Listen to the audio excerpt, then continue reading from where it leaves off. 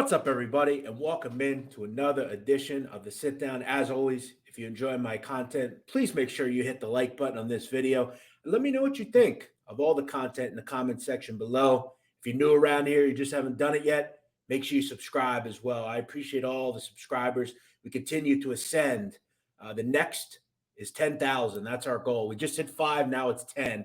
We got a great show today, and you guys know I don't do a ton of interviews, but I'm always looking to find interesting, fascinating people that I can cross pollinate and try to find and tell a good story.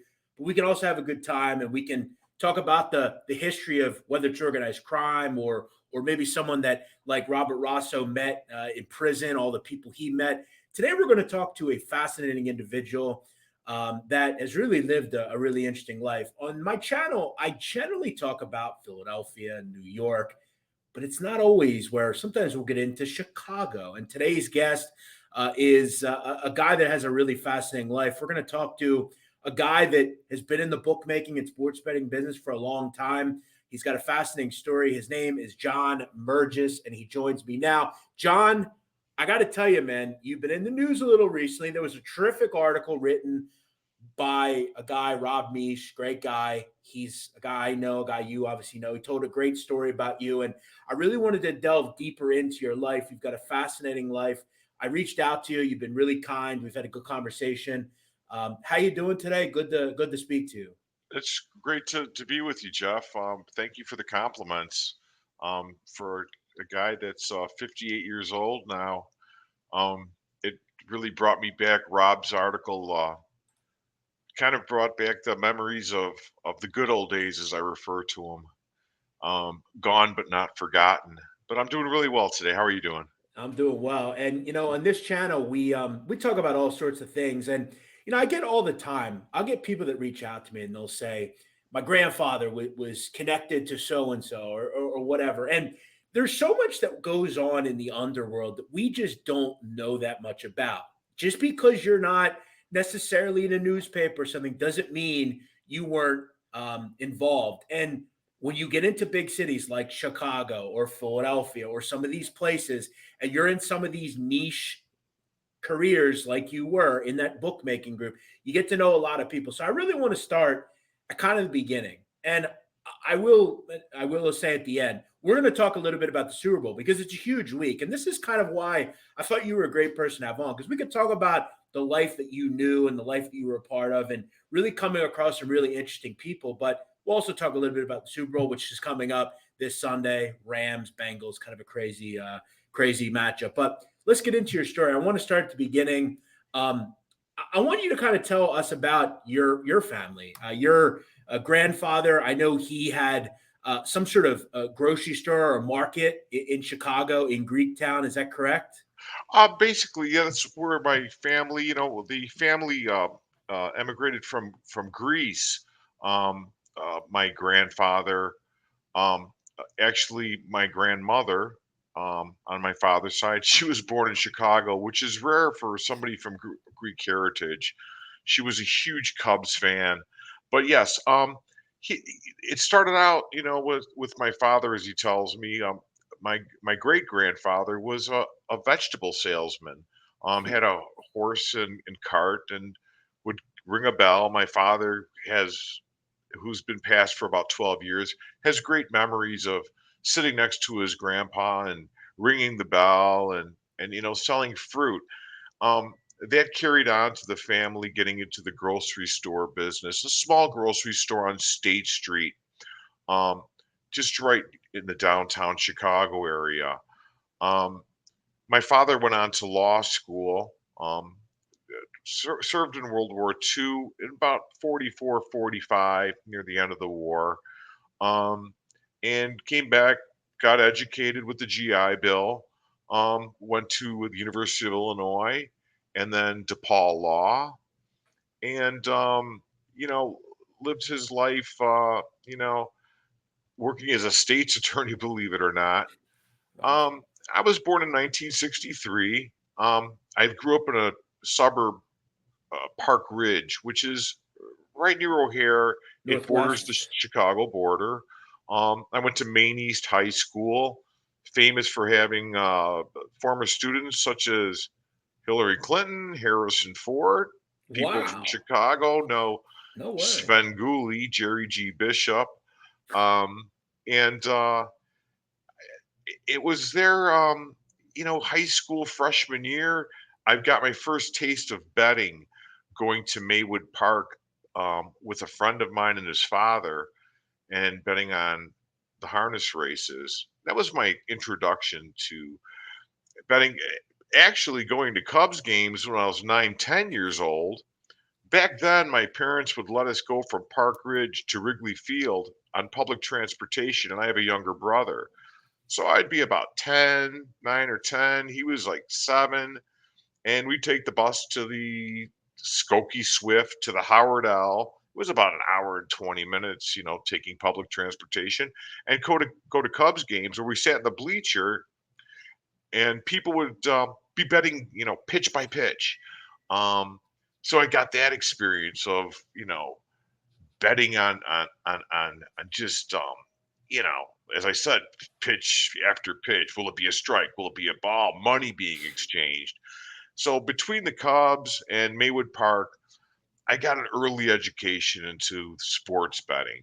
So you were from the beginning. This was something that was ingrained in you, and you kind of knew it'd probably be something you would continue. Maybe not as a career, but you knew it'd always be a hobby. That's kind of how it got for me. But I want to backtrack just a little bit. So your grandpa, your father would tell you stories about him.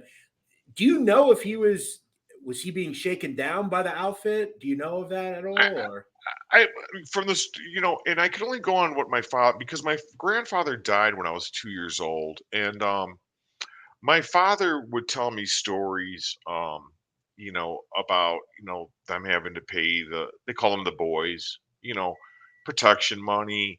And it's not personal protection, but it's, you don't want your windows broken, it's the things cost of like doing that. business, right? It was kind, it was the 50s and the 60s in Chicago, um, kind of like the heyday of what we refer to as the outfit.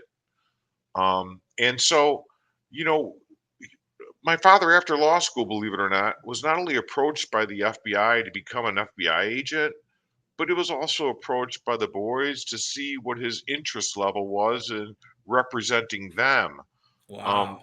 he, I was going to ask that actually. yeah, and my father, God rest his soul, he was a very honest man. He got into workman's comp, helping the injured party. And believe me, he would tell me situations where the insurance companies would come in and throw down a paper bag of money, say, listen, your client's injured, we understand, but here's some money. My father would basically tell them, I'm reporting you to the bar association. My father was an extremely honest and legitimate guy, Sure. and he was just a good man.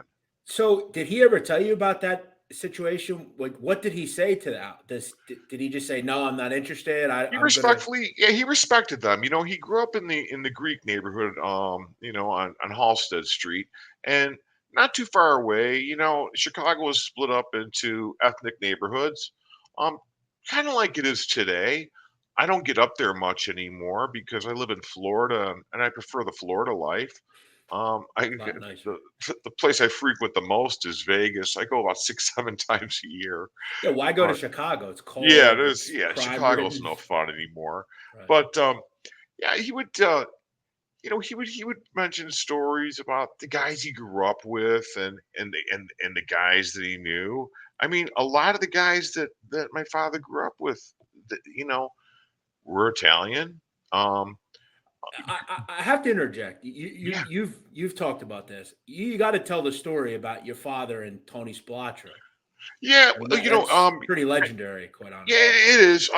My father was I shouldn't say much, but he was older than the Michael or Tony. What year was he And born? Your father, by my the way. father was born in Okay. 1928. So Um, Spilotro was 38. So he's about 10 yeah. years older. So when my father was about 20, I think Tony was, I know Tony was beating. Now, whether it was Tony was visiting, because, so many years ago, um, and I think Rob did get it correct because Rob really gave the story justice. I mean, as a writer, you only have so many words to work Mhm. with for a column, and he's got to condense that story.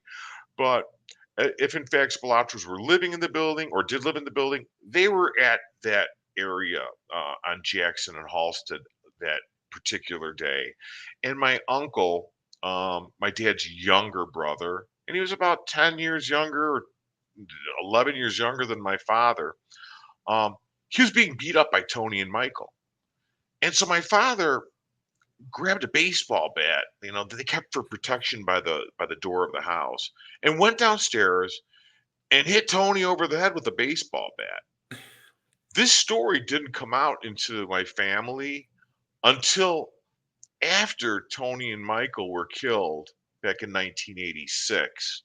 For as everybody who knows their mob history, especially you, Jeff, for the skim. They were skimming from the bosses in Vegas, keeping the money for themselves. And And I mean, Tony was completely out of control with everything. I mean, he was, robbing buildings. He was sleeping with wives of people. He was just completely out of control and a complete loose cannon and had to go pretty much. yeah, well, Joe Pesci really gives him justice in the Right. movie Casino. The thing is that from what I remember hearing from some individuals was that they only wanted Tony, and they called, for a meeting, and Tony had to go. So he called, from what I understand, he called his brother Michael. He said, "Michael, they want to talk to me." Mhm. And he said, "Listen, do you mind going with me?" And from what I understand, I don't think Michael was supposed to get it. I think because he was with his brother, they had Collateral no damage. choice but to take Michael out too. And as the story goes, they found him in a shallow grave in an Indiana cornfield. Yeah. They paid the ultimate price, like a lot of guys did. Do you think, obviously many years later, Tony would become what he became and your father would become what he became? And I always am fascinated by where do you go in one's life where one becomes one and one becomes the other? Because let's be honest, in the grand scheme of things, they grew up in a similar area, a similar time. What made one go one way? But was your dad always a bit concerned by that? Maybe, maybe he'll remember that I bashed him in the head at one point when we were Yeah, kids. that's why he kept it quiet until after they were dead. He said, "I never told anybody this," and I was the first person he told, and then I'm sure he told his friends, but he was always worried about repercussions later on in case Tony did remember. Wow, that's Because that's as you said, amazing. yeah, he was a loose cannon. Yeah, he The was a the guy lunatic. was just he was a wild man.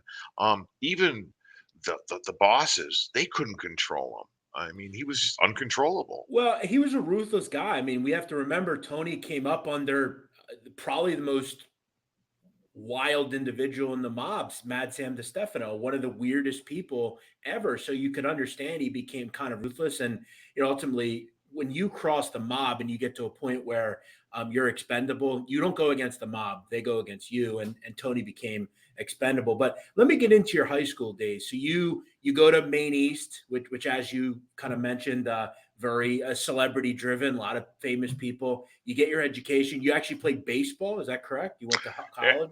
Well, I played freshman b-ball in baseball. The A team was like, your top freshman team. I played b-ball. I tried out for the sophomore baseball team and didn't make it in high school. They didn't deem me to be good enough. Right there, kind of, it upset me, but I lived with it. I went on to play hockey for a couple years. My junior and senior year, I wasn't a great student. Um, and but I did enjoy, sports. 1980 was a big year. We were kind of renegades. Um, my wife, who went to Maine South High School, um, their high school team had matching hockey pants, socks, jerseys, helmets. They were an actual team. Our team was considered more of a club, and we had unmatching socks, unmatching hockey pants, Kind of a and we ragtag. painted our helmets red and put CCCP on them because we wanted to be the basic outlaws of hockey. And that was when, the Miracle on Ice team, that's when we decided to paint our helmets red and become like, kind of That's like great. follow the Russians. We were renegades. We got into a lot of fights. I was suspended. I was a goaltender. I was suspended several times for fighting. Back then, it was a 3-game suspension, um, but I enjoyed it. Um, and right after high school, a friend of mine introduced me to the fine art of bookmaking, and that's where about 19 years old, I got my first taste of actual bookmaking. So you obviously had known how to gamble. You'd learned about it when you were a kid. Did you bet in high school? Were you doing that still, or like? Yeah, Did, like everybody else back then, we bet football games with friends, um, 10, $20. Um, but I how wasn't do you really become like a bookmaker? How does that happen though? um it's kind of funny. A friend of mine, Pete, um, he had some family that was involved in bookmaking. And so right out of high school, I started betting through it was either his uncle or his cousin, I can't remember. And I got a number and I loved it. I loved, betting football. I was pretty good at it. Um, it went on to betting basketball, baseball. Even NBA, which is something I don't bet anymore because, well, that could be for another show. And the NBA is a little bit suspicious as far as I'm concerned.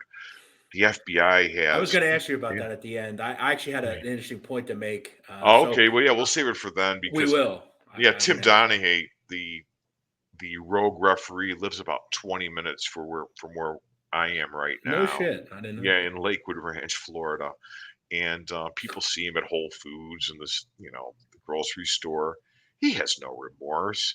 But as a friend says, who I won't mention, but he's a pretty well known man, there's plenty of Tim Donahue's out there still. Oh, for sure. And Yeah. Tim would actually tell stories about that. And I mean, I remember him telling stories about how they would be reffing Allen Iverson games or Rasheed Wallace, and there were known refs that hated them. They would call Yes. way more fouls. I mean, yeah, he wouldn't be the only one. He was just the only one that got caught ultimately. But yeah, he has no remorse. So you're a young 20 something, let's say just out of school. You're betting. You're doing a little bookmaking, just like anybody does.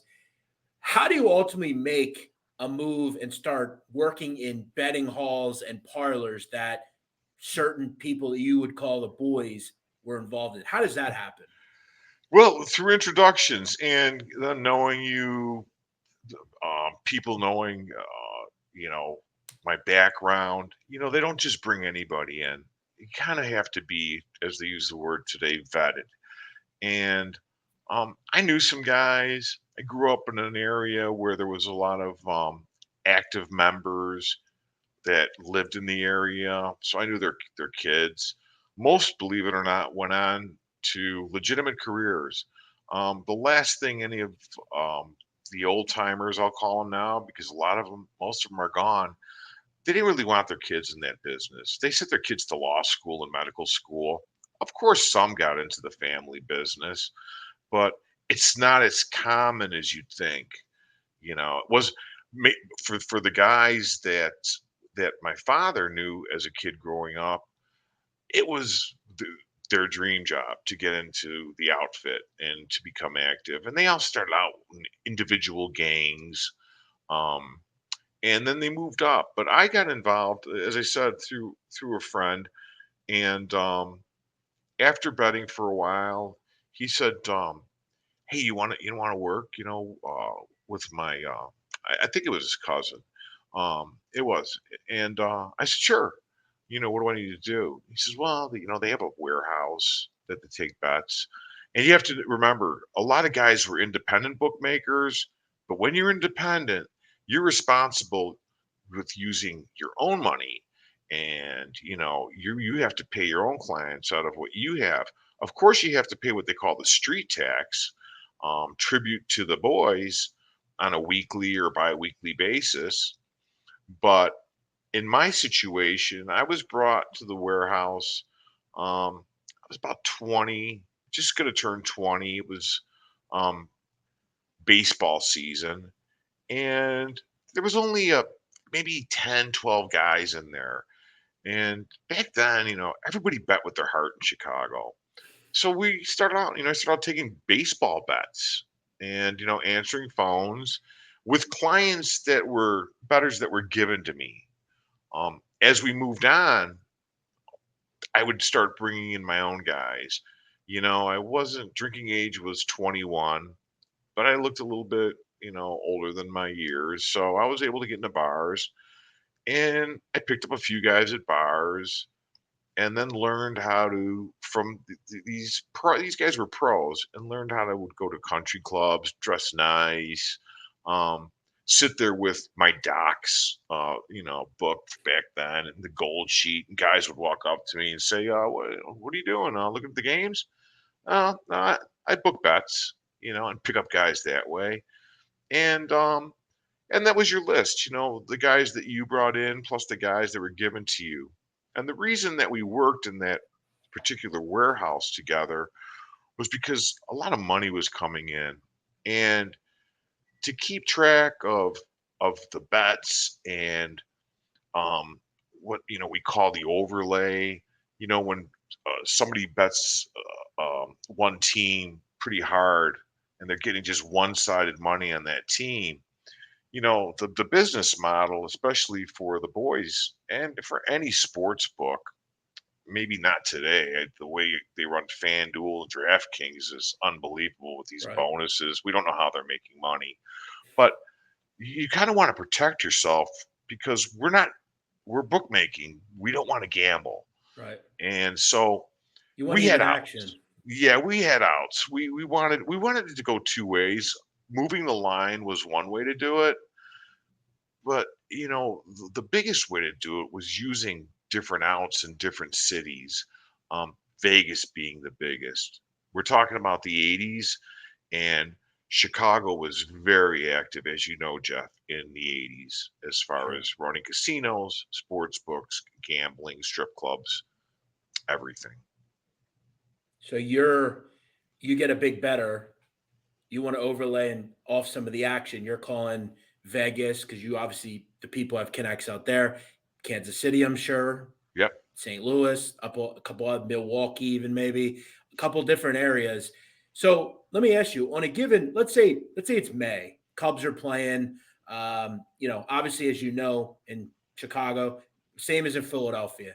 I know when I was a kid, certain bookmakers to this day, if the Eagles are -3 everywhere else, in Philly they're 4.5. Yeah. Like they're juicing the game. What was the juice on? Let's say the Cubs are playing an opponent that they're, let's say, a 180, 200 favorite against. What are you putting it at? 230? No, not too bad. We would stick with, we would stick because the Sun Times was the big what we'd call the betting newspaper. They offered lines. The Tribune kind of lagged. Um, and so if the Cubs were, which was rare because the Cubs were horrible in '82, '83. But if the Cubs were, let's say, we'll just use your example. If they were -180 playing the lowly Pirates, which Pirates weren't too bad, but they were playing the Pirates, they were 180, we'd make them 200. We wouldn't get crazy with it, But you're but paying we'd major make premiums to bet yeah, on. we'd make it a premium because people would look in the newspaper, and a funny story is people would say all the time, well, it's 180 in the newspaper or 170 in the newspaper, and you guys have it at 200. And we tell them, well, then, call the Sun Times and see if they'll take your action. We We're were the pretty only much the only game. people doing this, bro. Yeah, We we're got the it only rolling. game in town. You want to get a bet in? It's either us or take a flight and go to Vegas. You're monopolizing it, and that's what was so Exactly. We had a profitable about huge it. monopoly. Let me ask you. So you obviously are working there as a young 20 something. You're answering phones, you're collecting money, stuff like that. Let me ask you this. Let's say you're at the country club, you get some, guy, he's betting with you. He loses 20 G's. Who do you report that? Who deals with that? Well, if the guy owes 20 G's, the first thing you do is, hey, you tell him, listen, you're down 20 large. Um, Are you you cutting know, him off? Are you we didn't cut him off. I would give him, I was a nicer guy. I mean, I'm still a decent guy, but what I would do was I'd go to the the gambler, and I'd say, listen, let's make some kind of arrangement. I know it's a lot of money. If the guy didn't have it right there, I say, well, what do you have? The guy would say, well, I got a couple grand. I go, well, then, $18,000. It's 3 points a week.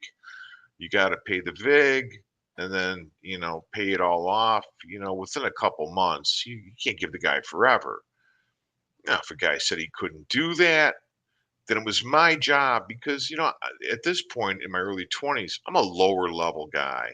I understand who the ultimate, bosses are.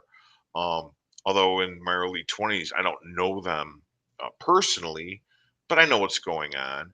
And so you reported to your manager. We had, just like in Vegas, they have line managers that watch the tellers. We had line managers that watched us. So you'd report to your manager, listen, this guy doesn't have the money. He doesn't want to work out a payment system. And then basically I would turn it over and it would be in their hands. But I'd always tell the person, listen, you're better off dealing with me because the next guys that are going to come for the money, they're not going to be as nice as I am. Now, let me ask you, and if you don't know, that's fine. You don't want to answer, that's fine. Are you aware of who the next individuals were that we're going to go? Do you know who these people are? Do you see them on a Yeah, I regular basis? did. Yeah, as a matter of fact, uh, my I became friends with a guy, Jimmy Lavalley. There he Jimmy is. Lavalley was Little glossy picture of him. There he is. yeah, that's a famous shot of Jimmy. Um, my wife met him. Uh, we got married young, but she said that just a little story about Jimmy. He had these really light blue eyes. The first time she ever saw him, he was playing pool at a bar in Rosemont, Illinois, that was frequented by the boys. And she saw him, and I didn't tell. My wife knew nothing about what I was doing. Um, she knew I liked to go to the track, but as I was dating her, gosh, how old were we? I was in my early 20s. But she saw Jimmy and she said, there's something about that guy. I could almost see through him. And he was an intimidating guy. He was 6'1".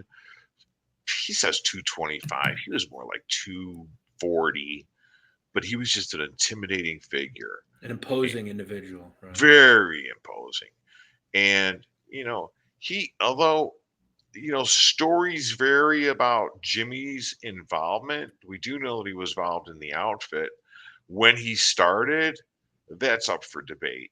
My feeling is, and my knowledge is, and what I lived, I knew Jimmy when I was younger.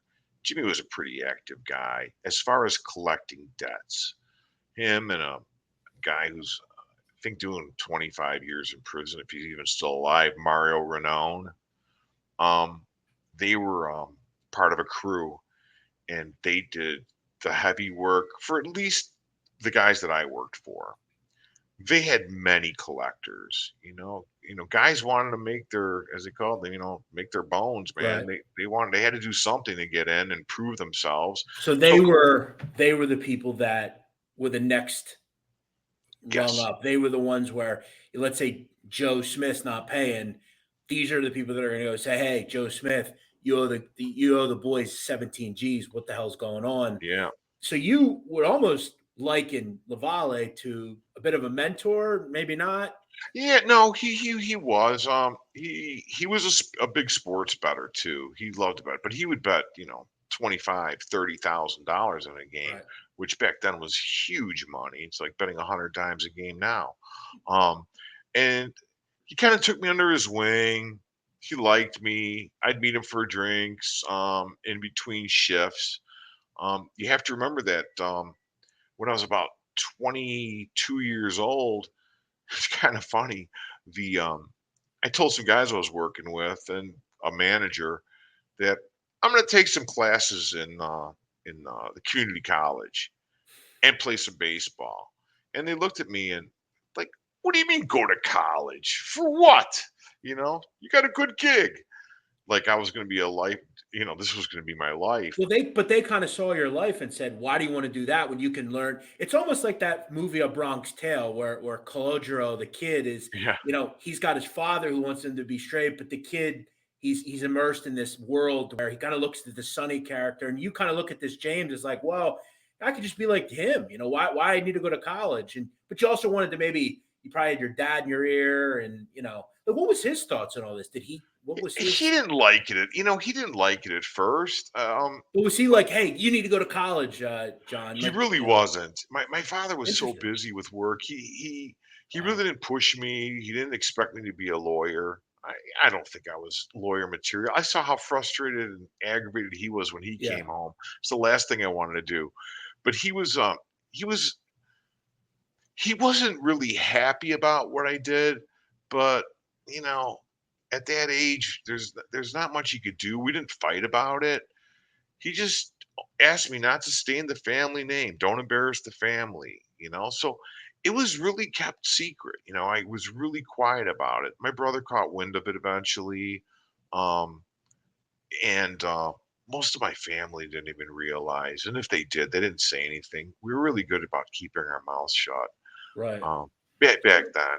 And then that's why I don't mind talking about it now because, like I said, most of these guys are gone. You can look at the Chicago crime charts; they post them yearly, and I laugh because I'll see guys that I know, but it'll have them as being active and anything. I know better just from reading and stuff. These guys were active 20 years ago. They're like 90 years old.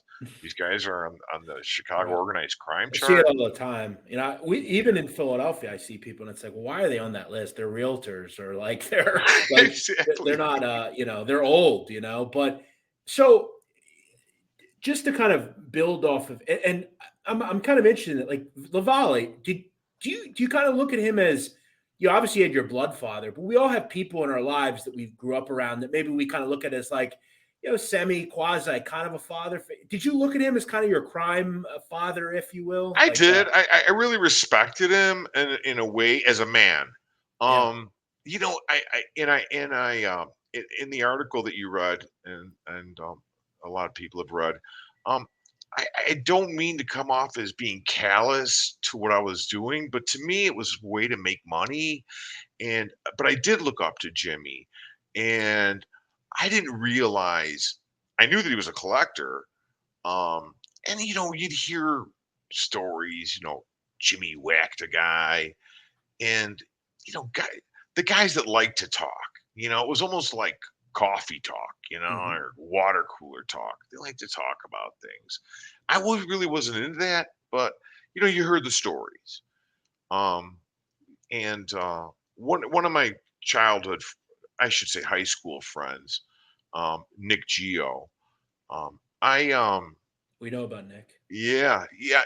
Nick at a young age told me that, he was interested in getting involved in the outfit and everything else. And there was a point that, as Nick got older, turned he's 18.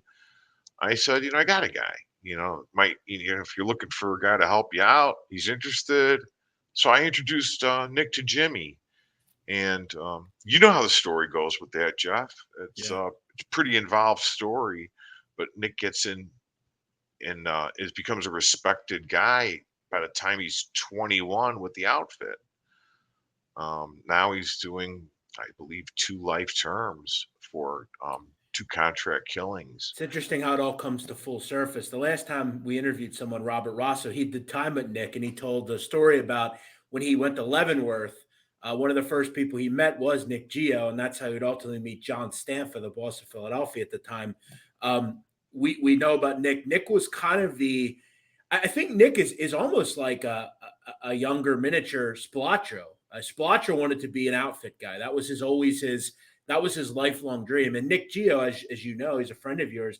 He was kind of that version, that universe's Spilotro, and he would ultimately, as you said, at a very young age, his 20s, get involved with some killings, and now he's paying the price for it. Let me ask you really quick: do you ever speak to Nick?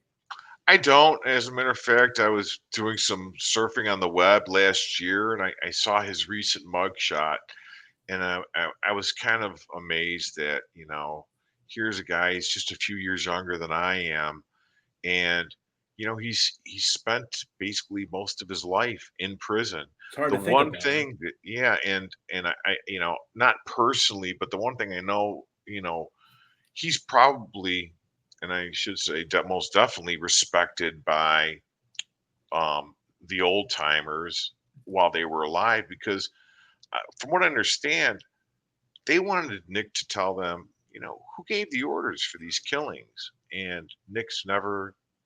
He just keeps his mouth shut, and he'll die in prison. They don't, Um, there are not a lot of guys like Nick Geo anymore. Like, no, that's unheard of. he was an old soul. Although I don't, I've never been involved directly or indirectly with anybody being killed.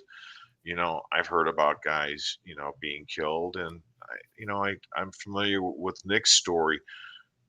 It's unfortunate that people died. It's terrible, but that's the life, as they say, that's the life he chose.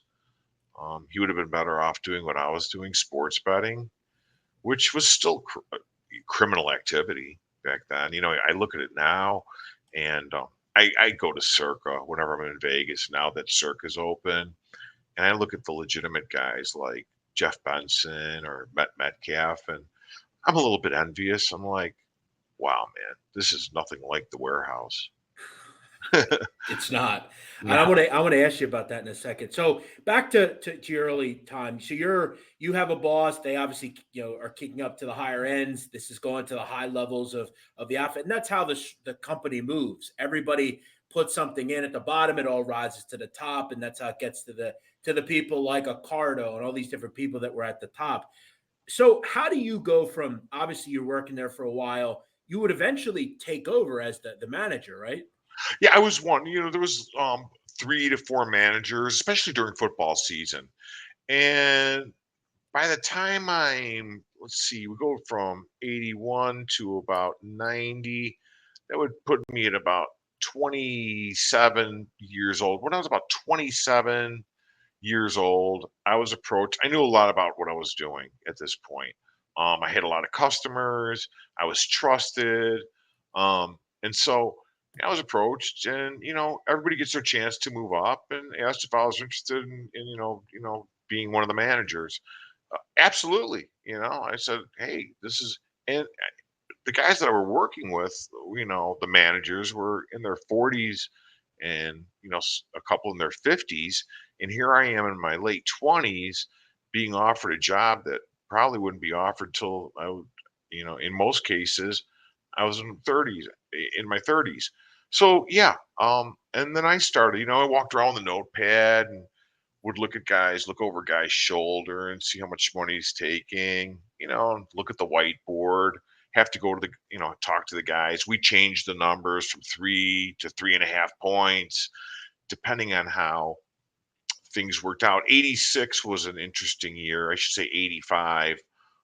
As I said, the Bears were doing the Super Bowl shuffle in November, and in 86 the Super Bowl occurs, and it's just it's strange because the point spread's 10 points, 10 and a half when we open up in the morning. But we're getting called, and it's Chicago. It's the first Super Bowl for the Bears ever. Um, you know, and not I can't remember a bet being placed on the Patriots. So here we are just getting call after call of Bears 1,000, Bears 1,500, Bears 500, um, Bears 5,000. Some guys had bigger limits than others. Once you knew your customer, then you kind of figured out what this guy's good for.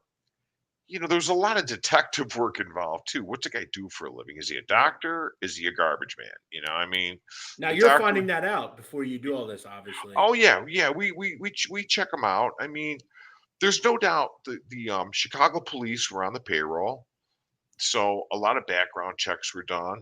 We even went to the extent of asking guys for their driver's license so we can get their ID, get their full name.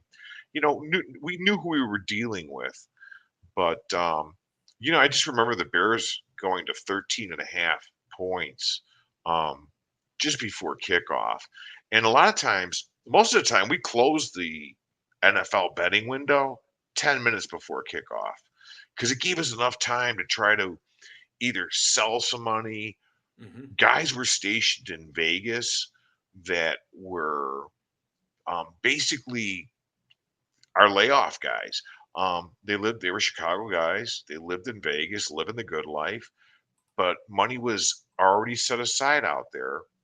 And we had the Sands, Sahara, Caesars, um, Desert Inn. These were all Chicago-controlled casinos and sports books before the corporations took over.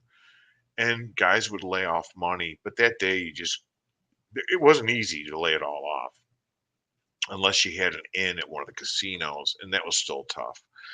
But we couldn't lay it all off. We got hit pretty hard in for the '86 Super Bowl. The Bears ended up winning 46-10.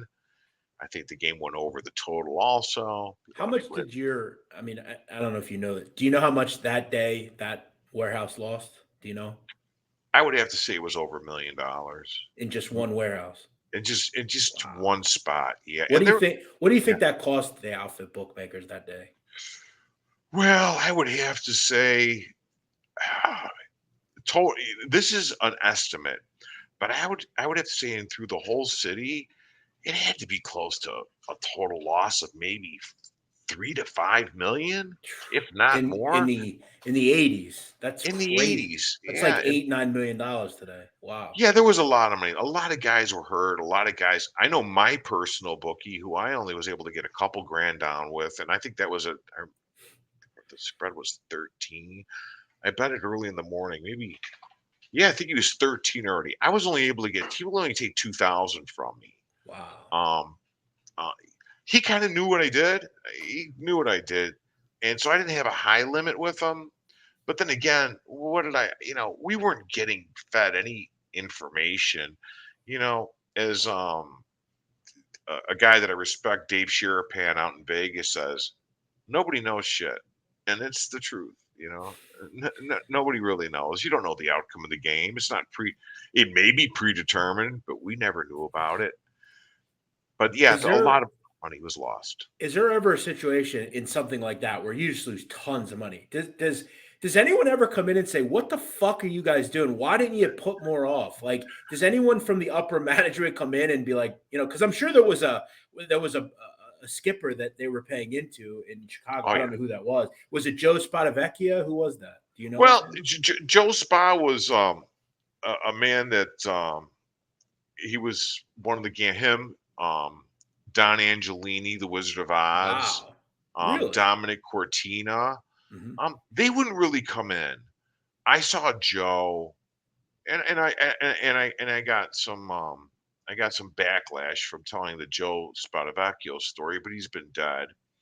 It's somebody in my family that knew Joe, and I won't get into details, but I saw Joe at a bar called Scores and More. That was the bar in Rosemont, Illinois. It was downstairs from Rosemont Police Station, and I was just, it was 10 o'clock at night. I worked that night. Somebody looks over, and a friend of mine points, "Hey, isn't it Joe Spa?" And there's some relation with Joe Spa that we won't get into, but um, I said, "Wow, yeah, he's going to prison tomorrow." I said, "Is he really?" I wasn't aware. Yeah, they got him for bookmaking, and they always threw extortion on there. If you're bookmaking, You're always stored. you're extorting. Yeah, they like Probably you're loan sharking too. exactly. You're going out to collect money from a guy. You're committing extortion. So Joe went to prison for bookmaking and slash extortion, and it was his send off party. So I went over there and I said, my family. And he knew who my father was. He goes, I said, I'm George's son. Oh, yeah, John. And he said, hey, I said, we wish you a speedy return. I called him Mr. Spadavecchio. I wish you a speedy return and good health to you and good luck. And he goes, John, I really appreciate that. Thank you. And he ended up dying in prison a few years later. And that's what gets me for bookmaking. I mean, he I could mean, place a bet it's anywhere now.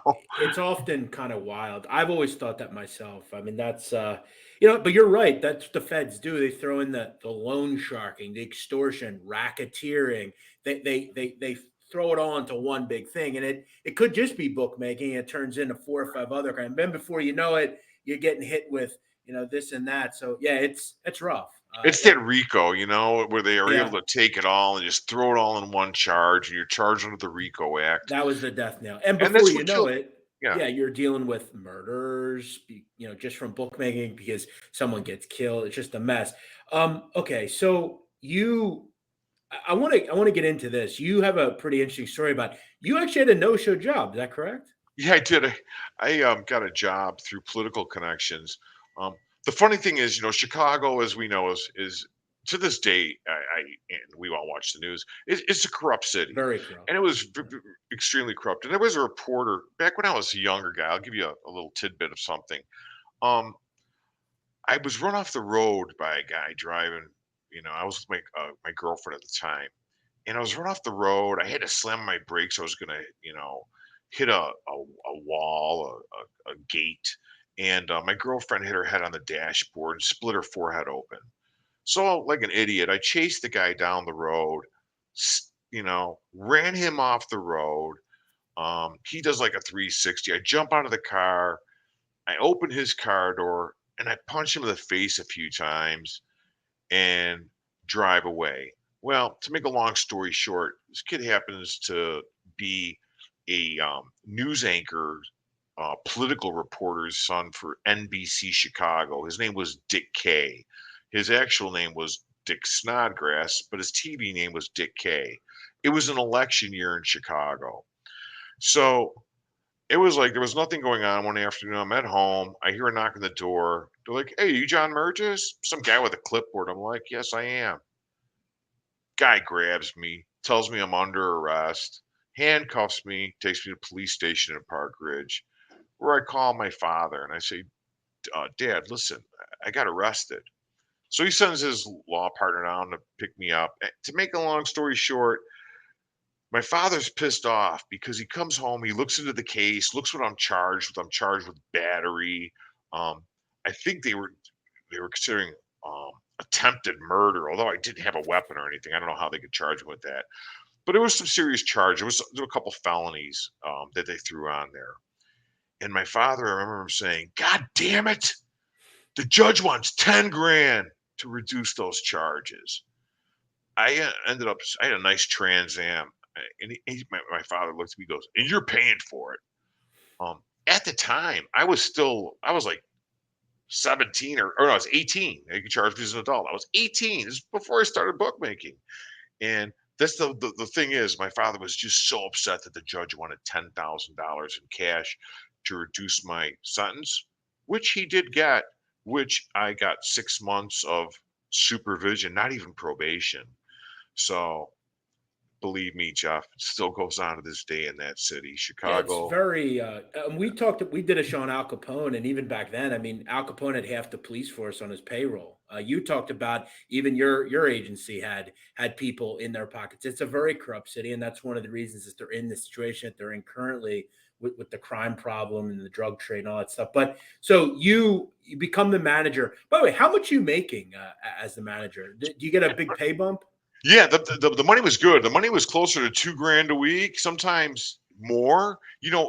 Now that you're a manager, and they were, even though these guys were basically gangsters, they were pretty honest. I mean, if they had a good week, you got to Get paid a a little bit bonus? more because you're doing a good job. Yeah. You never got paid less.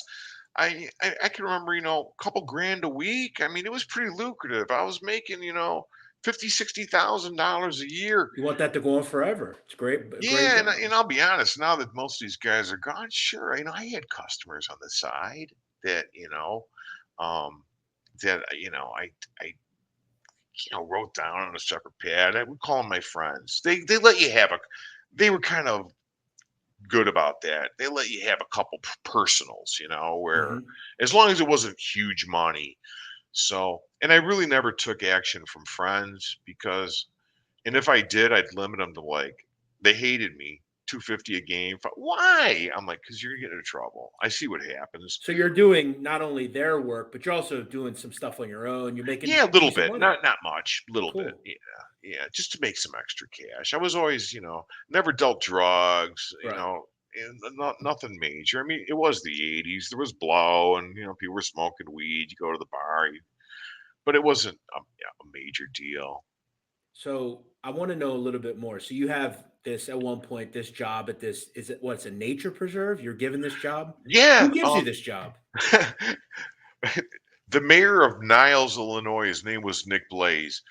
Like most politicians in Illinois and the Chicago area, he was a he was a friend not only of my father's, but some of the guys I knew. Um, and it was a combination of everybody saying, "Hey, let's get John some health insurance and some bennies." So I got this no-show job working for the Cook County Forest Preserve because Chicago's divided with the suburbs and the city. When you go west of the city, there's forests, and they might be a few miles wide. In some spots, maybe a little more, and they separate the city from the suburbs. And so, this was a no-show job where I worked in River Forest, Illinois. That's where the Cook County headquarters is, and um, I, I mean, I say no show. Once in a while, I did have like if the You did county, show once in a while. yeah, the county president's going to show up. Let's hope it's not on a day when I'm supposed to be working or the Cubs are playing. But I have to be there. So I'd go and stay, and that's where I ran across, and there was some pushback on Bessie Accardo, Tony Accardo's sister, working for the Forest Preserve. So we just Googled her name. Her name's Bessie Meyer, longtime employee of the County Forest Preserve. So whoever, if the person that kind of gave me a hard time on Twitter about that has any problem, just Google it. You'll see it's right there. She spent her life there. She was a lady. She wasn't an outfit She member, just but happened to be Tony Accardo's sister. just had, and she, you know what? And I don't mean it disrespectfully, but she looked just like her brother. It was like almost like Tony Accardo in drag. I've always, I mean, I think, in the world of like the mob, I've always thought, like, I think Tony Accardo is the perfect gangster. If you ask me, I've always thought that. I mean, that's pretty incredible. Did she ever talk about him to you or Always, anything? always. So, As a so matter of fact, she made a comment about the Cubs, right? To you? yeah, she did. She told me that, honey, there were days, Tony went to a lot of Cubs games, and she says, honey, my brother would tell the Cubs manager, sorry, fellas, it's not your day today. And that was a signal. They had to Even leave. baseball is corrupt. Well, yeah, everybody thinks, oh, after the 1919 White Sox, well, then, fixing games ended. It didn't. This is the 40s and the 50s, even in the 60s. No wonder the Cubs were so bad. Yeah, at 45 they were good, but that was well before I was born. But yeah, they were fixing games. I mean, Tony Accardo was a very, very powerful Oh, of man, as course. you know. I mean, Oh yeah. but famous for never spending a night in jail. Yeah. Not That's one the night. that's the legend of him. I mean, no one can say that in the history of the mob in any city. Um, Let me ask you. So, how much did you make at that no-show job? Can you tell? Yeah, Was it a sure. It was lot? yeah, it was. It was like less than 30 grand a year. But you're still. I mean, you're Yeah. making money for nothing. Like in Yeah, your. here I am at between bookmaking and my no-show job making almost, you know, over 75,000 a year. It was nice, I mean, I had freedom of movement. The county president, his name was Dick Phelan at the time, you know, these guys were all corrupt. Yeah, And same I thing. think, somebody kind of let him know. I never even had so much as a higher up or a boss come to me and question me. As a matter of fact, a lot of times I would actually sign in because we didn't have punch cards. You just signed in the morning, and it was the headquarters. So it was kind of cool because, everybody's doing their own thing. So I'd sign in, and then one of my buddies would sign out that actually had to work there because he knew what I did, Yeah, and you're he'd at the sign out for bookmaking me. office. Nice. Yeah, and I collect my check. I'd go in on Fridays because there was no direct deposit back then. I'd go in on Fridays and I'd go collect my check. Thank you. Life And was good for you in that time. it was great. So I have to ask. I mean, baseball obviously very centric in Chicago. It was very involved in the bookmaking that you were doing. I have to ask, and if you don't want to talk, that's fine. Pete Rose, obviously, I think it's pretty apparent that he did bet on baseball. Did you ever come across anything with him? You know what? Actually, we knew, and I can't recall his name right now, but he did have one of the guys in our organization that was his bookie in Chicago. Now, Pete Rose, it's well known that he had bookies all over the country, but his one of his main bookmakers, and I, I can't remember his name. Was he an outfit bookmaker or He was independent? an outfit bookmaker, yes, and he was taking, and I believe he was an independent guy, although he did come into the warehouse sometimes when he was, especially football season. Guys that were independent would say, well, I'm going to come and work with the group because that way you're protected. Your money could be, you know, traded. It was almost like working in the commodities market. Yeah, You're, sure. you're trading, um, and he, Pete would call up, and then he's like, "Rose just bet." When we were there during baseball season, Rose just bet. So you were regularly aware this was going on at Yeah, that we time. we knew we Wow. knew, Pete Rose was betting, but Did he then ever bet the Reds? he always bet the Reds. From the story, not only from God, what was his name? I'm sorry, I can't remember his name, but there's a lot of guys that who I do remember their names, but he would always bet on the Reds. He bet on his team to win. Never bet totals. Um, he did bet other games though. He just didn't bet Reds Was he a games. good gambler? Horrible, horrible. He Of bet the course not. Reds to win, they'd lose. Yeah, he was So a he really didn't know anything, just like he Sheraton didn't know. said. I mean, he's right there. You figure the guy, but you know what? It's about time now that gambling. I know that it's taboo, and I know that the It's league time for him looks to get down on into it, this. but I think it's been long enough. I think Yeah. Pete Rose, he deserves to be in the Hall of Fame. There's no proof that he bet against his team. They could hold that against him. If he bet on his team to lose and he manipulated the lineup somehow so they would lose, that'd be one thing. But the guy always just wanted his team to win. So I think the Pete Rose thing should be put to rest. Let's get him into the Hall of Fame. That's just my personal opinion. Yeah, I think the sentiment with me and with a lot of us is very one is similar. So you're into the '90s. You're making money. I mean, Yeah. you're a supervisor. You're working. Let me ask you: did you ever work directly with Wizard of Odds? He was out in I, Vegas at one point after Lefty, right? yeah, he was. Don Angelini would go to a restaurant in the area was just north of where I lived. That's my wife was here in the one of the neighborhood restaurants, Italian place, Hmm.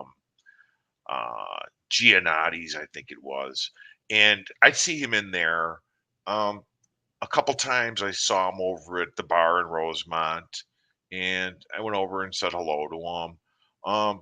I knew guys like um, John DeFranzo, No Nos DeFranzo, they Marco D'Amico, guys that All were pretty. bosses, yeah, Yeah. and so they know who I was because of Jimmy.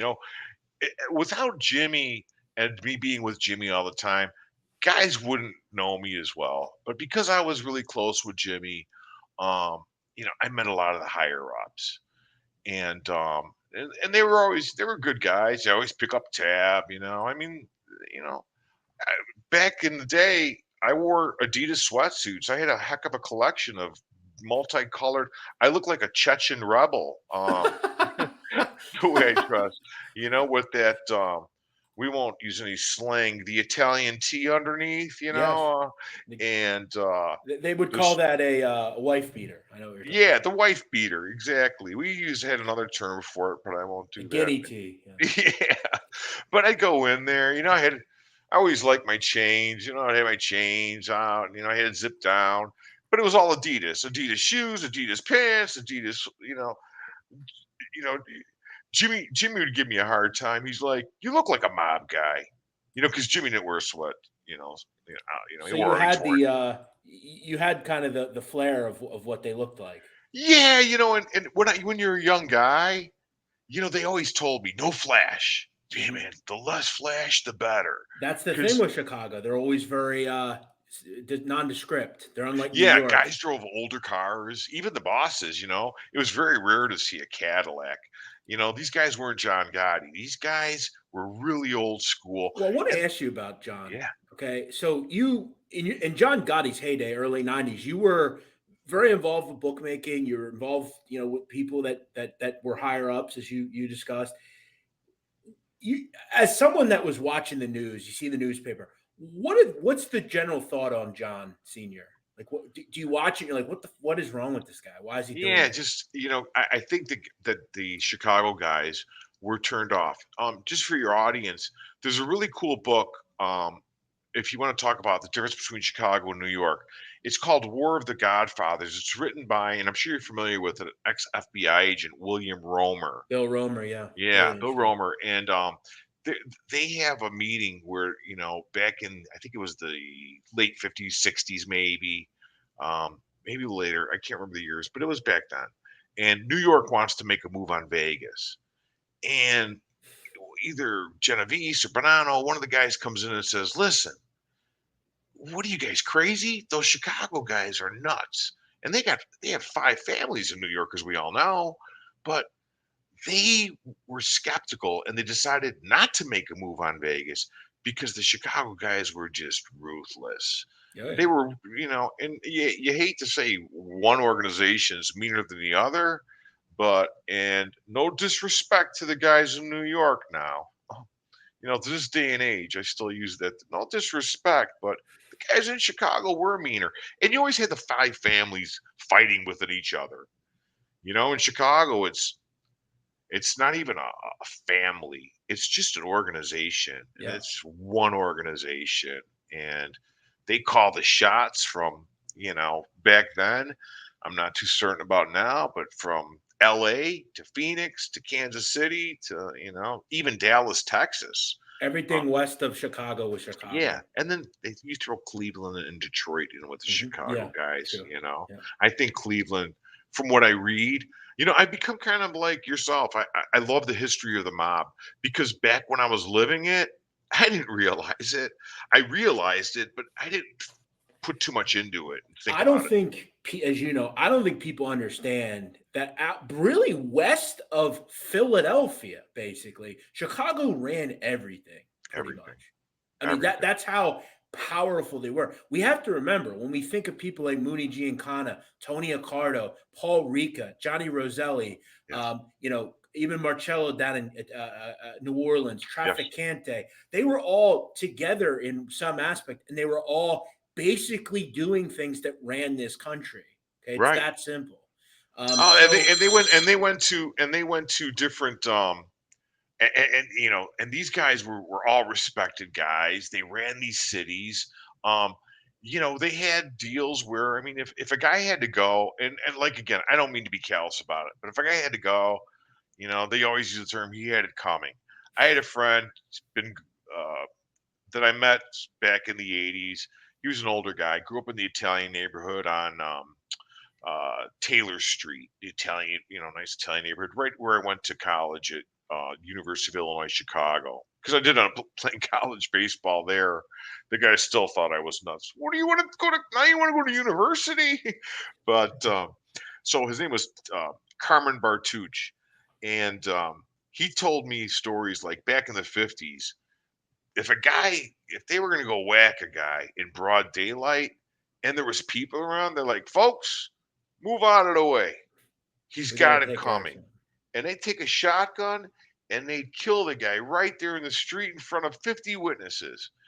And this is the Italian neighborhood now. And Nobody's the going to say police would nothing. come and they're like, okay, who saw what happened?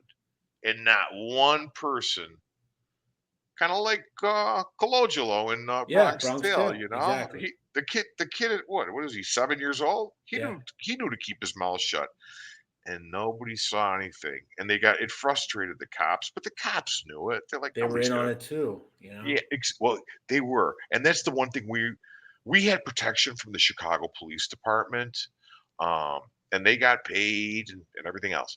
The one thing we were worried was what we called the G, the government, the FBI. Those guys you couldn't pay off. These guys No. were all straight shooters, you know. And sure, there's some bad apples out there, but yeah, you couldn't get to those guys.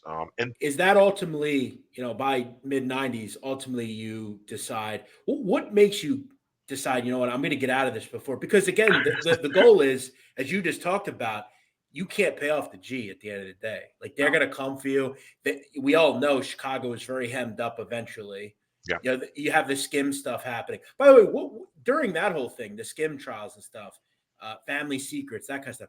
What are you thinking? Are you thinking I got to get out of this shit now, or you're Yeah, out of it by then? yeah, so, my name never comes up. Yeah, I was stopped by the FBI a couple times. They pulled me out of the car.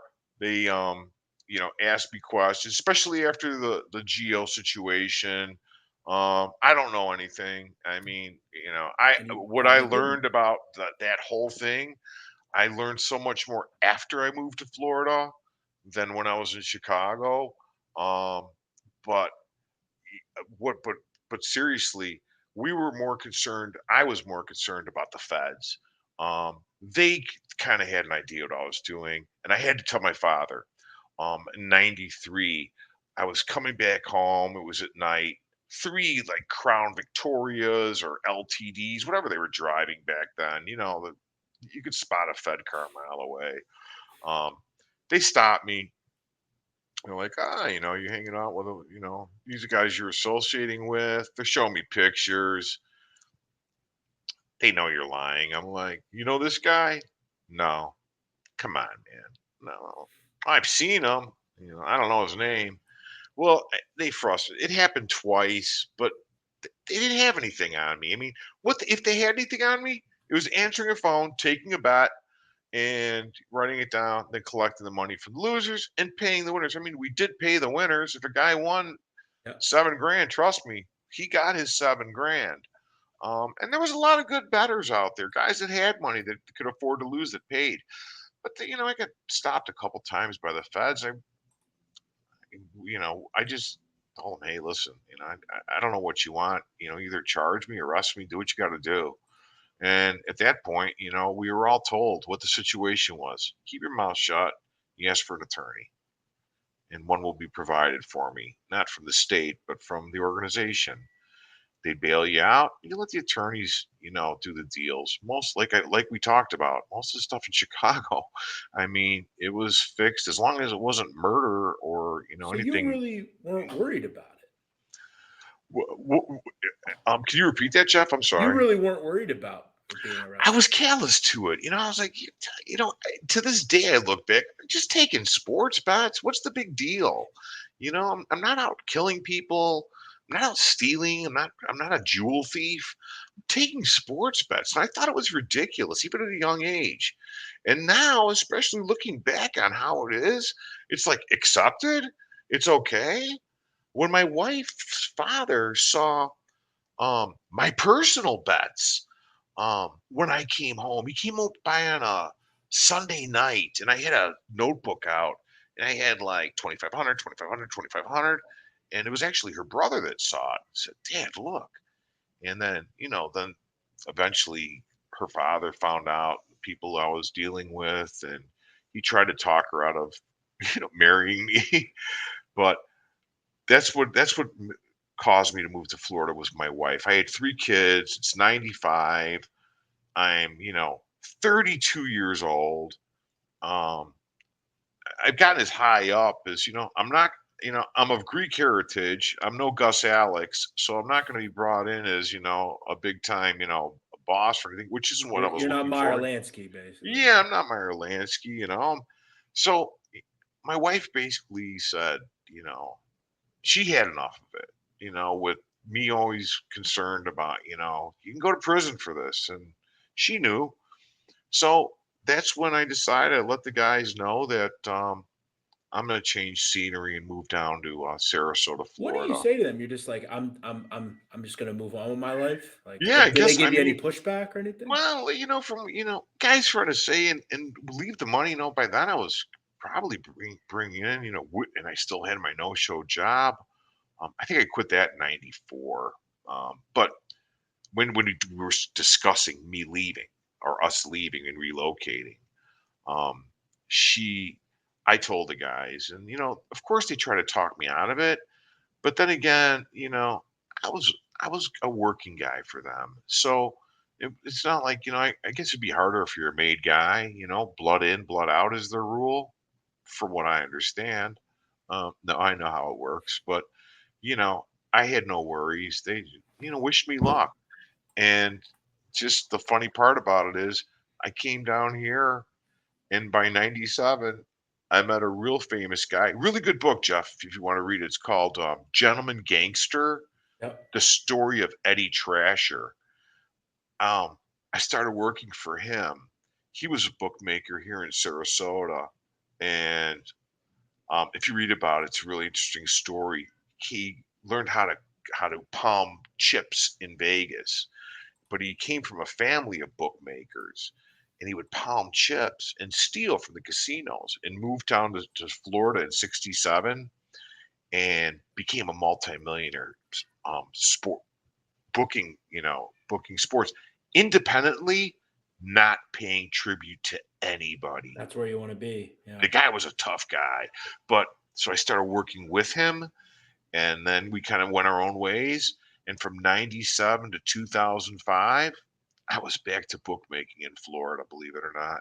Just enjoying your life, not It worrying was in my about blood. It anything. still Yeah. is. I mean, although I don't make book anymore, I Hmm. bet, do I consider myself a professional? Well, I guess if you spend a lot of time at something, you should be considered professional, but I'm a sports bettor, and I, and I'm an honest sports bettor. I had a lousy football season this year, my worst season in probably 6 years, but I had a bad it season myself. yeah, it was. You know what? This was a really tough year for football. It really was for handicapping. I get in all the contests, the Circa Millions, the Super Contest, the Westgate. This year, I would do it in years past too with a friend of mine, and it was before we had proxies. Like actual proxy services, and we'd have friends out in Vegas get our. We'd call them on the phone, and They'd the help you out. Las Vegas Super Contest, that was the big one. That was before Circa and everything. It's now the Westgate, Super Contest. But and I like the contests. They're fun, but I haven't won one yet. You'll get there. I hope so, Jeff. I really So do. I mean, you're an accomplished gambler. That's something. Let me ask you. Just, I want one word: bookmaking or betting. What do you prefer? Bookmaking. Okay, That's where the interesting. money is. Sure. Oh, Y- 100%. Yeah. You got to actually work as a gambler. I know that. Yeah. So Yeah. let me ask you though. You're kind of in a way like I keep thinking back to this same guy, Lefty, right? Yeah. Because you look at Lefty, right? He starts out as a gambler, very good, one of the most premier gamblers in the country. Gets into this wild life where he goes out to Vegas and he's messing around with this woman Jerry, and then he's cool with Spilotro, and he gets blown up almost. But then he decides, you know what? Just like the end of the film showed us, I'm back where I belong in a home all by myself. Not that you're all by yourself, but you're in a tropical place. You're happy. You're just living your life. You don't have this stuff where you have all these crazy people around Right. in this crazy city. You kind of have a similar life, not necessarily as wild, but you're back doing what you're comfortable doing. And it might not be sometimes as profitable. It's a little tougher, but you're happy and you don't got to worry all the time about looking over your shoulder, right? Well, that's the truth, and I enjoy sports so much. Football is my forte, and then some NCAA basketball and baseball. I like baseball a lot, I but love that. yeah, nowadays, I spend my time before I came on with you. I was looking at some prop bets, just glancing over some prop bets. I'm looking more into the stats of the game, and just, my process. I have a process, and it's Tuesday. I didn't really look at too much football, NFL, Super Bowl football, um, last week, but now that it's Tuesday, Starting to really get have to ready. do a deep dive. I kind of have an idea of who I like in the game. Um, I do think 4 points is might be too many points. This could be a field goal game. Hmm. I do like the over in this game, 48 and a half. But yeah, my life is just, it's a lot easier now. I look back on it and it was just a lot to deal with.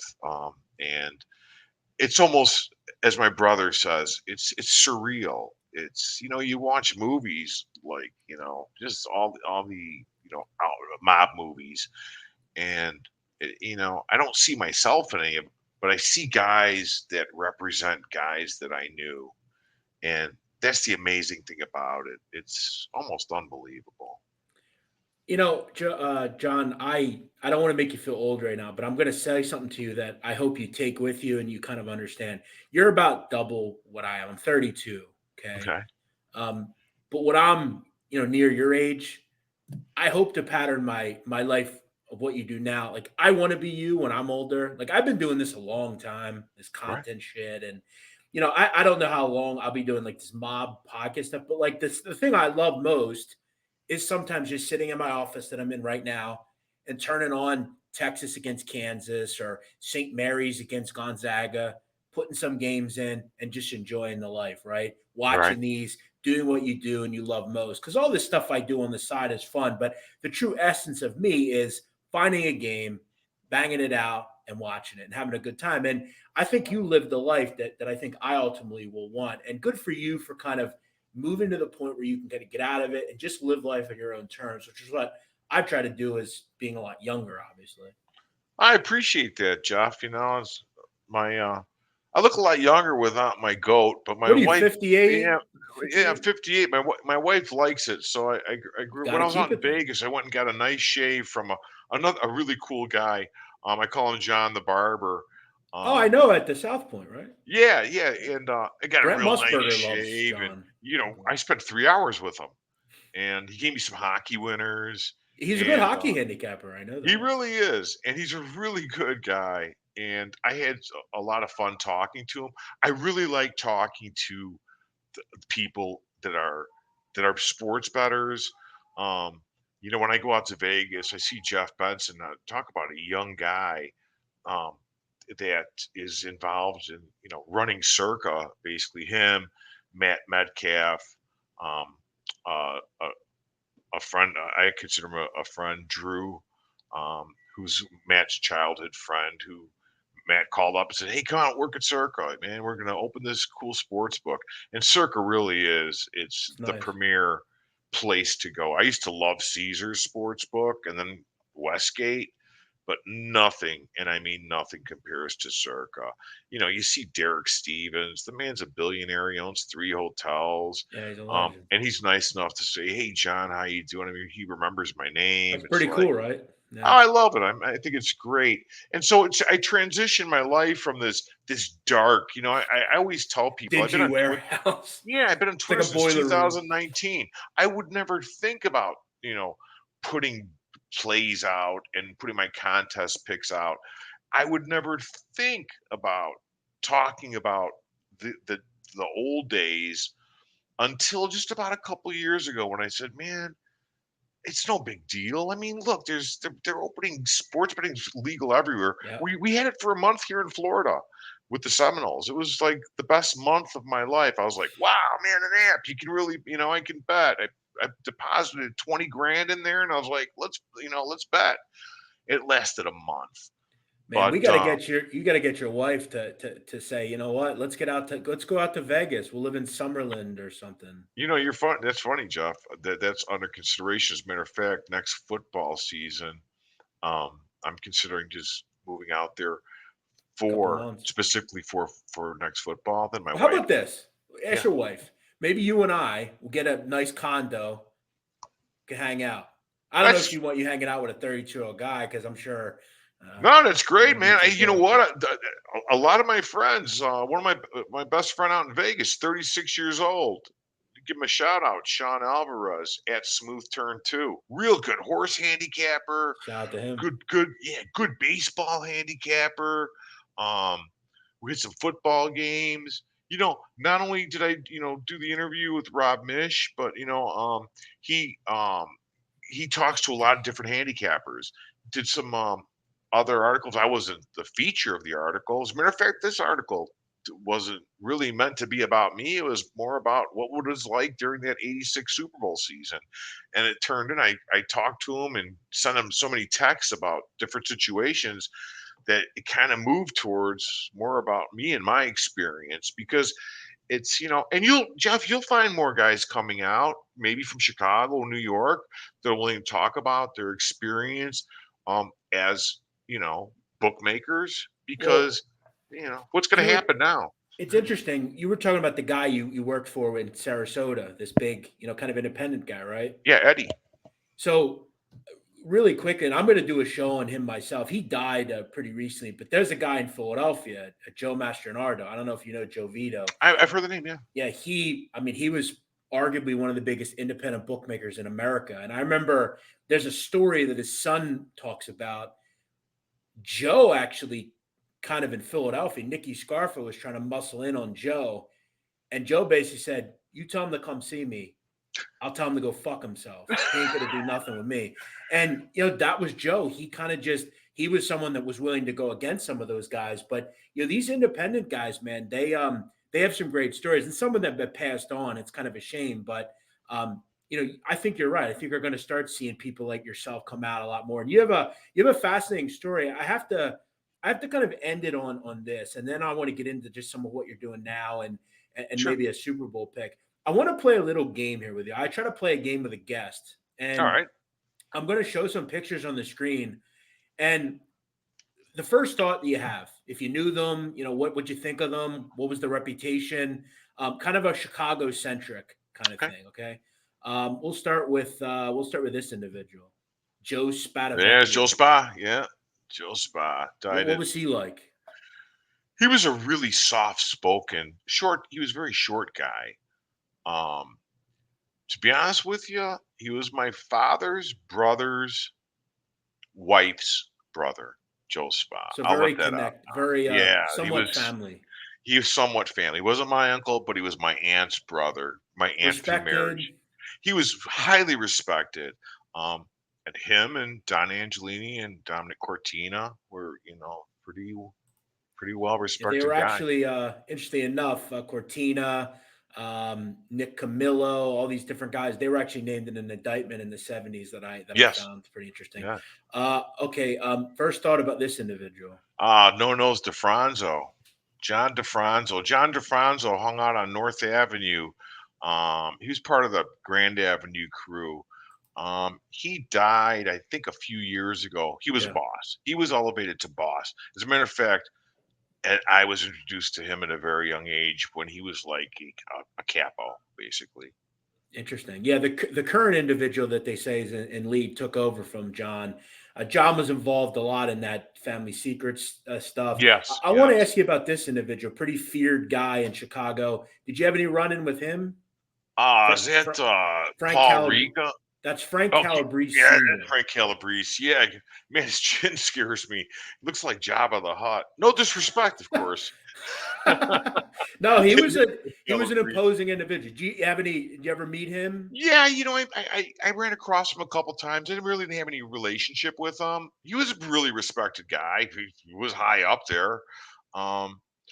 Think Calabrese was I think he was more West Side Yeah. crew, if I remember Very correctly. juice loan, that kind of stuff. Yeah. Regular juice loan. A lot of the Chicago Heights guys, there were factions, Grand Avenue, Chicago Heights, the West Side, and then the North Side crew, they split it up pretty good. Where were you in this Oh, no, individual's? there's this Tony Spilotro. You have a pretty long history, familia history with this Yeah, look at person. that. I'm looking for the scar in his head. Look at that hair. Joe Pesci did a good job looking like him in that He movie. did, didn't he? He Yeah, really see, a did. lot of people don't know. You and I, and Hey, people from how you Chicago. doing? Yeah, yeah. Yeah, she's with me. You know, come on. But he did a What good. did you when you heard he passed or died? And what did you hear in the streets? Anything? Yeah, man. The first thing we heard is that I saw it on the news. I didn't know, because you got to remember it's the outfit. Guys are like, "Hey, guess who we killed today?" But I hear it on the news. They find Tony and Michael Spilotro dead. Like I said, I don't think Michael was supposed. From what I understand, Michael wasn't supposed to be with them. They were just gonna, as they say, they were just gonna whack or clip Tony, and they found him in a cornfield. But I did hear that um, each brother's genitals were found in the other brother's mouths. So Wow. and they were buried alive. I don't know. Yes. Do you hear That that? was acted out in the film, I believe. Yes, yes. They that was a pretty good rendition how they did it. How they just took baseball. They beat him. They made him suffer, and then they buried him alive. You don't steal from these guys, Jeff. I mean, No. I'm sure it goes through to this day. I know the organization. I know that there's different ethnicities and we won't mention who they are for our safety, but the old school Sicilian / Italian mob is, and no disrespect, of course, but it's a shell of what it was once. Oh, well, we talk about that all the time on our Ah, channel see, for yes, so you're sure. familiar. It's really a shell Um, of what it was. no, you're totally right. And the individual that was said to do that, Mr. Marcello, he's still alive and in prison for life. It's He's at amazing. he's at ADX. They still have him in Supermax. Okay, two more. Yeah. Did you know this individual? Boy, that looks like Tony Accardo. It's Joe Doves. Joe Doves Oh, Ayuba. Joey Upa. Yeah. Did you Is it know Joey him? Upa? Yeah.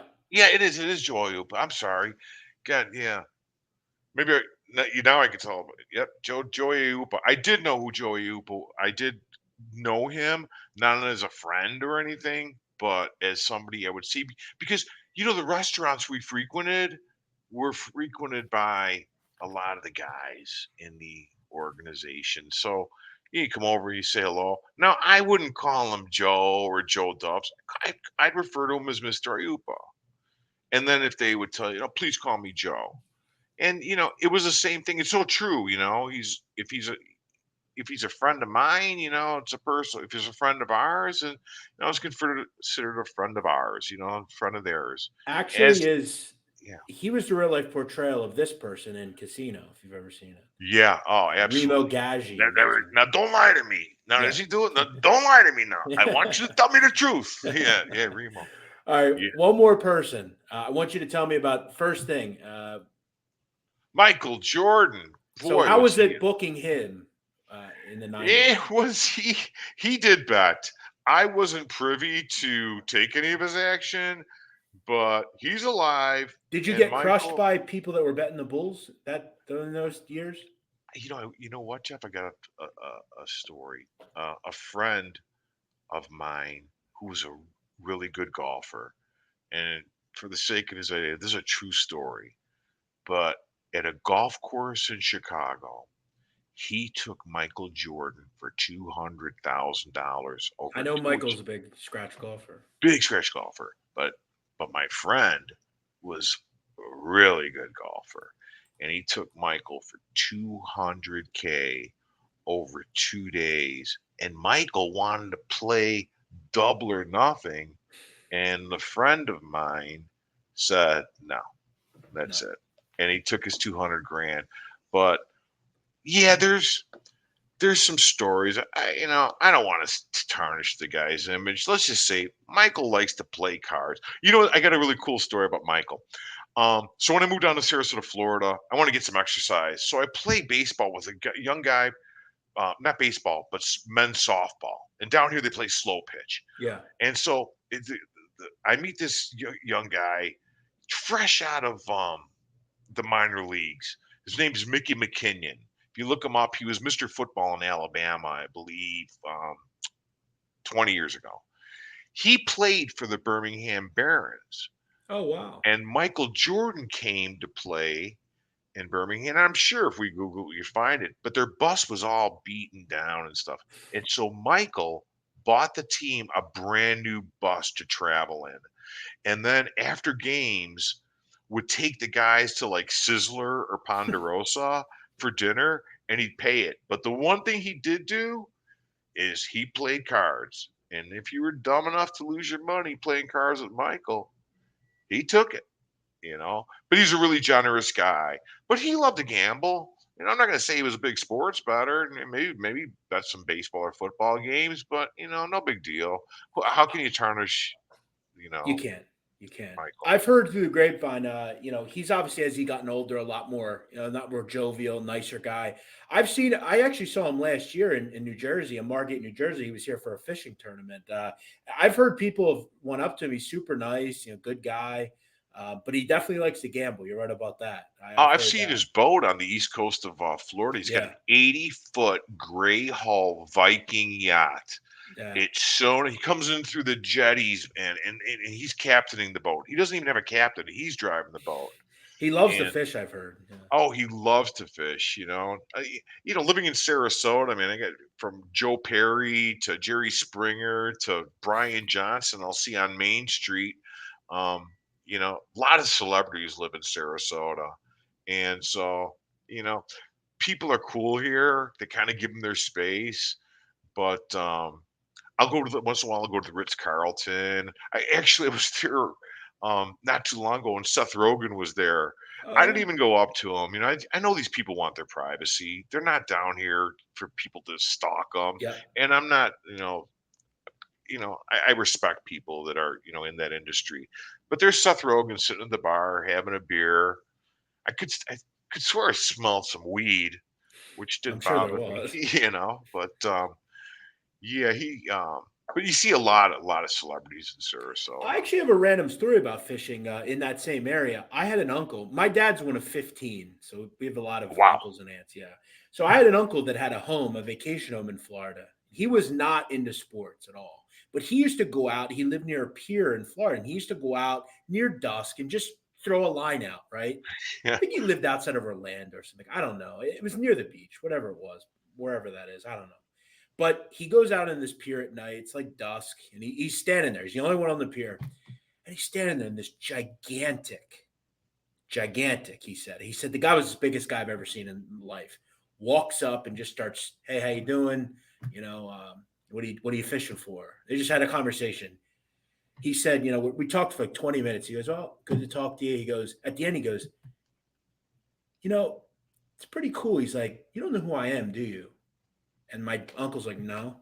He goes, "You just seem like a nice guy." He goes, "It's pretty cool that you didn't say anything." He's like, "You don't know I can't do stuff like this." He said, "This was pretty nice." It was Shaq. Really? Yeah, and he walked away. He said his feet were gigantic. Like everything on him was huge.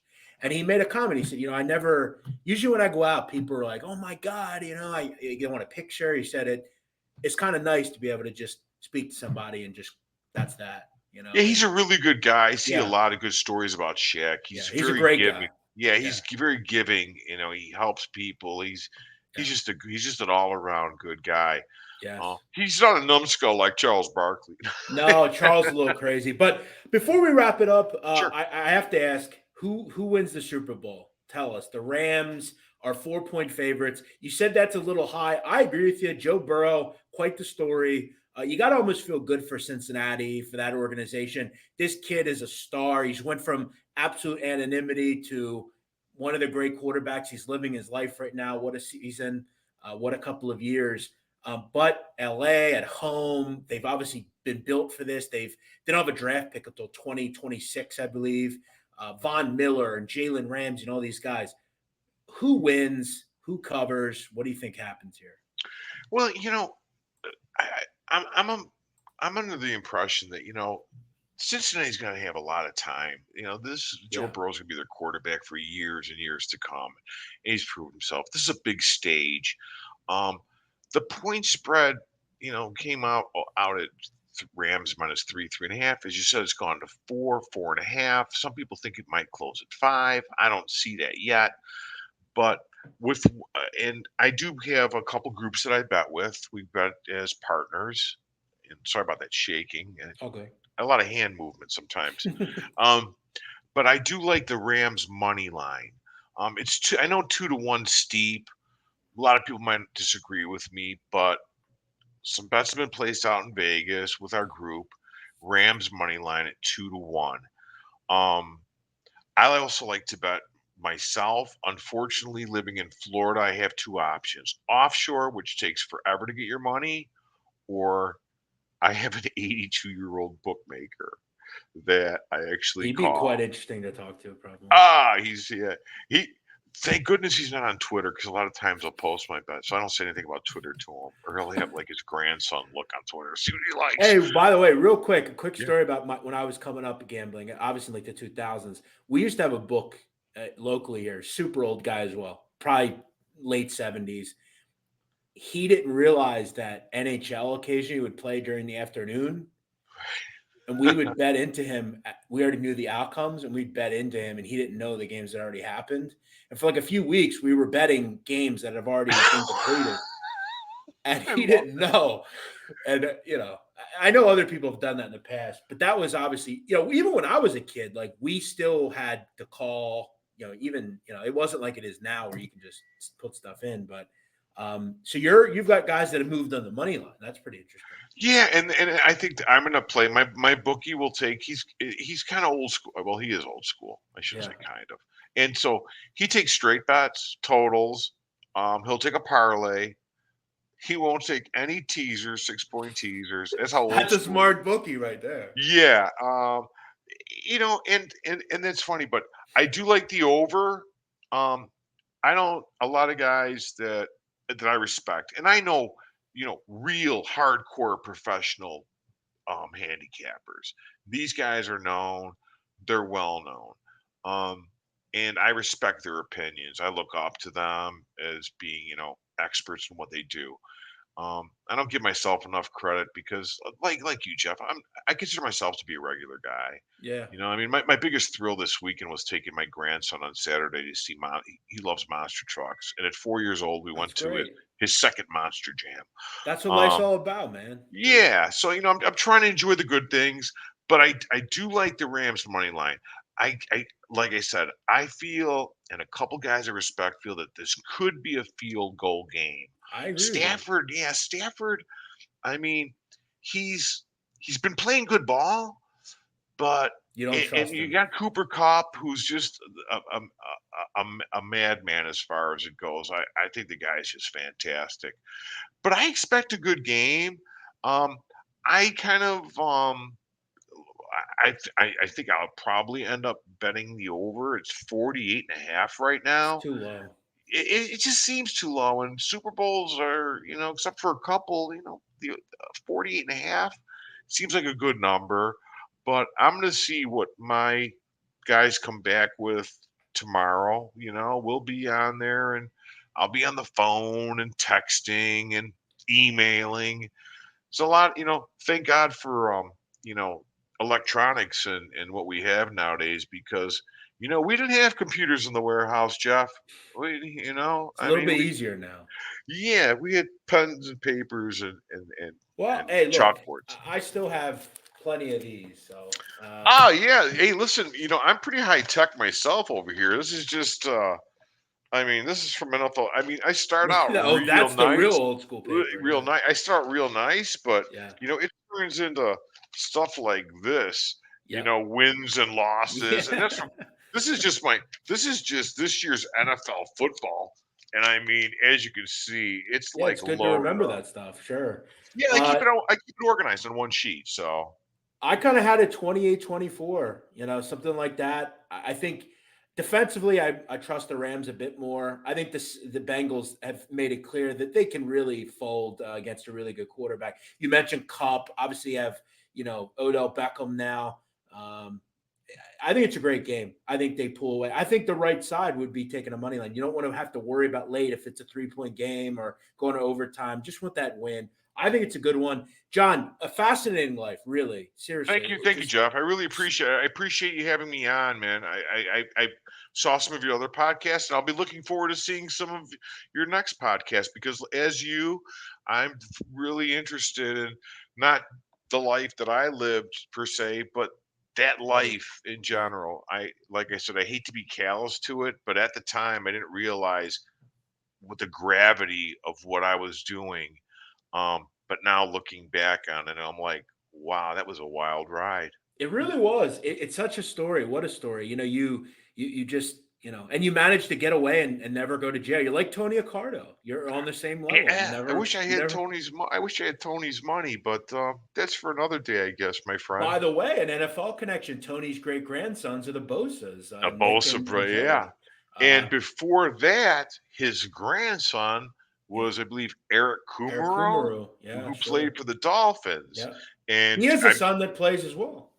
yeah, and I don't know if you know that, but they were leery about drafting him because they were concerned about if they would have any conflict with the association with Yeah. because his grandfather was still alive. Yeah, it's funny because real quick, I believe it was Joey, or when he was drafted, a reporter asked him about it. I think it was TMZ said, "So your great grandpa's is so and so," and he goes, "We don't talk about that." Next question, and he didn't bring it up, but yeah, there's definitely some connection. And I would imagine when Kumaru was drafted, you had to think about that because Yeah, you know I know for another real interesting connection. Do you remember that guy Michael Sam? He was openly sure, gay. Okay, sure. at the draft that year, he was drafted. He had a boyfriend, a guy called Vito Camasano. Uh, they kissed on camera. It was a big thing. Vito Camasano's father was Joe Camasano, I believe, who was a big time Kansas City mobster. Willie Joe the Rat Camasano, Camasano. yeah. Now that, Yeah, yeah, that's wild. so there's been some interesting connections to the NFL, but really incredible. John, we'll have to get you back on soon. Maybe we'll get you towards the NCAA tournament. We'll have some fun with some Oh, NCAA tournament absolutely. stuff. I'm always available for you, Jeff. Yeah, check out John on Twitter at Murges. John, puts out some good content. I think you got a real future in this content business. I hate to tell you, John. I don't know if it could be a new life for you, but I think this isn't the last we've seen of you. Uh, Thanks for coming on. I really appreciate it. Oh, thank you for Fascinating having stuff. me, Jeff. Really, You thank got you a it. lot. Appreciate it. Uh, Thanks as always to everybody for watching. Again, if you enjoyed this video, please let me know what you think below. Also, if you're new around here and you haven't done it, make sure you subscribe. We'll catch you next time here on the Sit Down.